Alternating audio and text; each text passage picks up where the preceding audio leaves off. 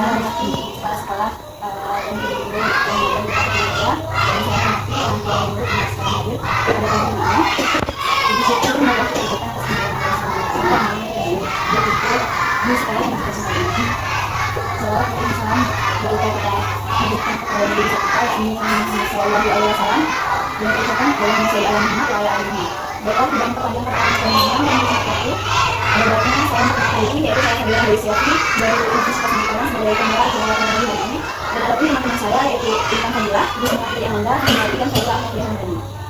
Baiklah, di sini kami akan melakukan pembahasan tentang ruang aman bagi anak yang akan disampaikan oleh Intan kepada Intan. Assalamualaikum warahmatullahi wabarakatuh. Pagi Ibu, di sini perkenalkan nama saya Intan Fadila, biasa dipanggil Intan. Di sini saya akan menjadi pemateri dengan judul Ruang Aman Bagi Anak.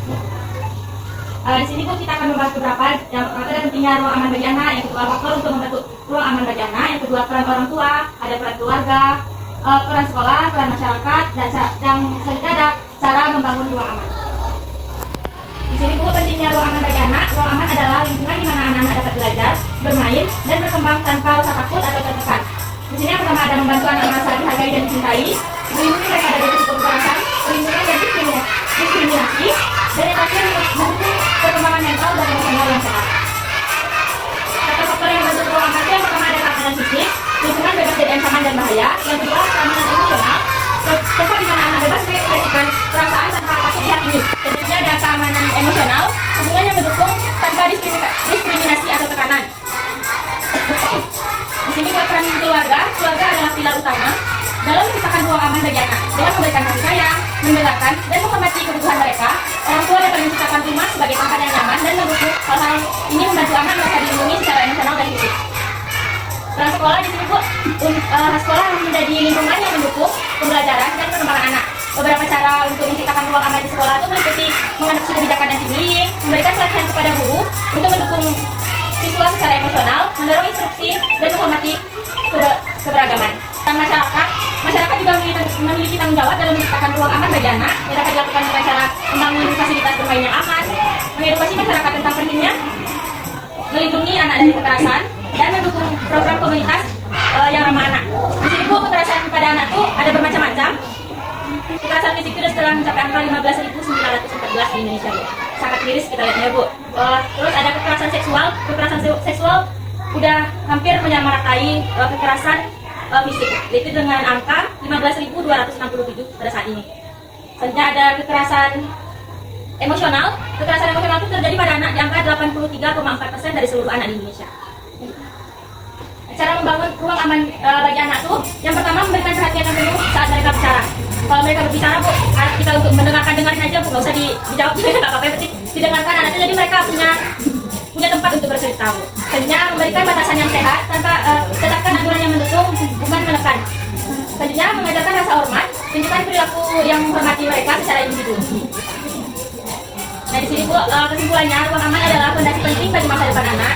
Dengan menciptakan lingkungan yang mendukung, kita tidak hanya melindungi mereka, tapi juga membantu mereka berkembang menjadi individu yang tangguh dan penuh empati. Mungkin sekian Bu materi dari saya, silakan kepada Anda. Mungkin itu materi dari kami Bu. Apakah ada pertanyaan dari ibu sekalian? Cara mengatasi anak yang terlalu emosional. Assalamualaikum warahmatullahi wabarakatuh. Waalaikumsalam warahmatullahi wabarakatuh. Saya kebetulan punya satu anak perempuan, dua kakaknya jauh di atasnya. Jadi anak saya itu punya kebiasaan pendiam, tapi kalau di rumah dia cerewet. Tapi kalau di sekolah atau di tempat umum, dia kebanyakan diam. Gimana caranya supaya dia bisa seperti rumah dan bisa dibuat seperti rumah? Gimana caranya itu mengatasinya? Ya. Jadi Bu di sini kan cara mengatasi anak yang tantrum ya Bu. Kita tuh bisa mengendalikan emosi anak, tidak memperburuk situasi. Misalnya anak lagi tantrum Bu, dia mahal anakku kok, biarin aja dia tantrum Bu ya, biar dia sampai tenang sendiri, biar dia bisa mengendalikan emosinya Bu. Biasanya lagi marah-marah nih, lagi tantrum, lagi ngamuk, biarin aja dia sendiri, gak usah diacukan Bu. Sampai dia tenang sendiri. Kalau misalnya kita acukan Bu, misalnya kenapa lagi? Kalau kita tambah memperburuk suasana, anaknya makin tantrum Bu, jadi dia terbiasa untuk tantrum. Kalau misalnya kita biarin, jadi dia bisa mengelola emosinya. Misalnya dia lagi marah, oh berarti nggak ada yang peduli kalau dia marah. Besok dia lebih bisa kontrol dirinya Bu, lebih tenang, untuk mendapatkan sesuatu, berarti jadi senjata yang tantrum. Jadi dia udah terbiasa ya. Oh misalnya mau main HP, nggak boleh main HP dulu. nggak boleh main HP, kamu dulu baru bisa dikasih HP. Jadi kalau misalnya dia apa, stop. Tapi boleh dibiarkan Bu, tapi masih dikontrol dengan jarak jauh. Jadi nggak terlalu mangajolai, mangana kayak gitu, nggak digituin juga nggak dimarahin, tapi biarin dia untuk menahan emosinya sendiri dulu. Mungkin kayak gitu coba dari Bu. Kalau serumah sama nenek kadang-kadang Tentunya bela ya Bu. Kita sebagai orang tua juga susah itu. Kalau kayak gitu mungkin koordinasi kita dengan neneknya. Oh neneknya kalau nenek. Koordinasi dengan neneknya kan. Apalagi kalau sekarang misalkan mirisnya anak-anak ini HP. Kalau HP itu anak-anak tuh bisa mengakses apa aja di dalam, ikut-ikutin tren atau apa, kan itu belum termasuk di umurnya. Jadi anak-anak sekarang ini kalau kita lihat lebih cepat dewasanya daripada anak-anak dulu Bu. Lebih mental ya. Kalau keluar tuh kalau yang perempuan nyari lipstick karena lihat YouTube, nonton di YouTube gitu kan. Jadi mungkin kalau untuk sekarang ini cobaan terbesar bagi orang tua tuh ya internet, HP. Karena ibu di rumahnya cerewet, kalau di sekolah mungkin dia tuh belum beradaptasi sama lingkungannya atau ada suatu hal yang buat dia diam gitu Bu. Sekarang kan anak-anak tuh kadang ada yang bully-bully atau apa. Kadang bisa ibu tanyain kenapa di sekolah atau ada apa, bisa diajak ngobrol ya Bu. Misalnya kenapa kalau di luar pemalu atau gimana gitu. Coba ajarkan untuk anak tuh bisa menyampaikan isi hatinya nih kita Bu. Misalnya di sekolah ada yang nakal. Kalau ada Intan sendiri Bu, sekarang kan masih kelas 1 SD. Dia tuh nggak terbiasa untuk menyampaikan, misalnya dia dipukul temannya. Dia takut untuk menyampaikan di rumah karena dia tahu kakak-kakaknya bakalan marah nih Bu. Kenapa diam aja?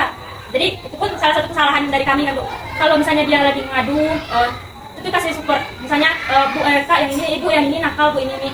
Coba bilangin sama dia atau enggak kita menghindar dari yang nakal. Ini kan namanya memberi rasa aman kepada anak. Jadi sini saya ingin tanyakan gimana caranya kita itu misalnya saya tuh punya kelemahan tidak bisa sampai sama anak ya. Berarti gini, anak saya sekolahnya di sini, SD di sini, TK sini, mengaji juga di sini. Jadi bisa saya tuh sekalian di sini karena ada rasa tidak aman anak di sini gitu kan.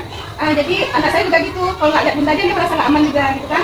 Jadi bagaimana menimbulkan kepercayaan pada anak kalau dia tuh di sini tuh dia aman gitu. Kayak di sekolahnya dia juga aman, dia kan di sekolah dia dalam lingkungan sekolah tuh dia aman gitu. Atau sekarang juga kalau saya kenapa merasa nggak apa sama anak, melepas anak kayak gitu, karena banyak kita lihat di media sosial, di banyak satu nggak pun orang di luar orang nggak kita kenal, kadang orang di dalam rumah pun masih kita dengan sama kita ya kan banyak sekali kayak gitu, nggak ada kandungnya, nggak sampahnya, nggak apanya, nggak ada tangganya. Jadi seperti itu karena kan tadi karena yang nggak bisa lihat dia nggak mau sama orang tetangga berarti kemarin dia nggak mau, dia merasa nggak nyaman dan merasa nggak aman harus mintanya yang aman gitu. Jadi gimana cara menunjukkan bahwa dia itu aman kok gitu, jadi juga merasa anak ini aman kok gitu kan. Itu Bu dipantau, tapi cuma tinggal sebentar 15 menit. Nanti kalau untuk awal Bu, cuma tinggal sebentar sampai terbiasa. Kalau misalnya kayak gitu Bu, nanti bakalan ke ibunya juga nggak mungkin anaknya ditemenin terus sampai SD sampai apa kan? Dia kan itu tuh jadi pembiasaan. Kalau ini kan udah terbiasa, jadi kalau nggak nampak tuh rasanya ada yang kurang, hilang, nangis nanti ya Bu. Terus coba mulai dari pembiasaan itu Bu. Hanya tinggal 15 menit, berapa? Ya dari diri kita sebagai orang tua kasih kepercayaan.